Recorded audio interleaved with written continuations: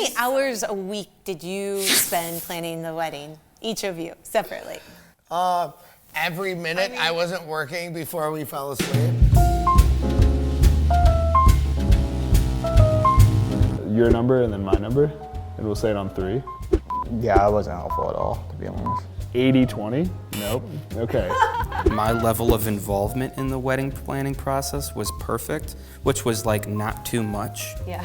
He really just was like, okay, we're getting married October 9th, I'll show up and we'll get married. And that's what he did.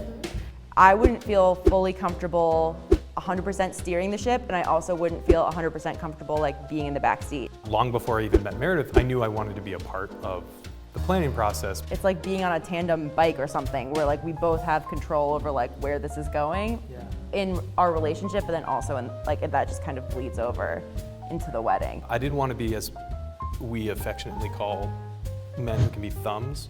They're just bumps on a log when it comes to some of this stuff. You said that you felt there was an unfair emotional labor placed on the bride. Can you explain that for me? I think some of this is a function of the wedding industry as a whole. I think some of it is a function of working with vendors, particularly down in Tennessee where I'm from.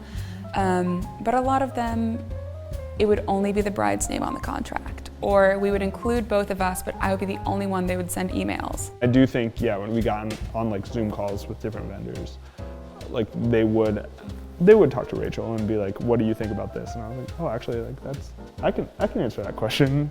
Every relationship is different. Like, you guys know what's best for you.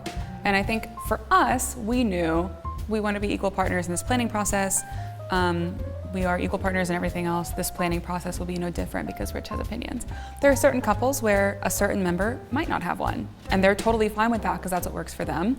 But the assumption that that was our situation was what really kind of was irritating. If I had any advice for some grooms out there, it would be pick the things that you're passionate about or things that are important to you to really hone in on those and make those really, really solid for you. Get a wedding planner when you both work full weeks. Get a wedding planner.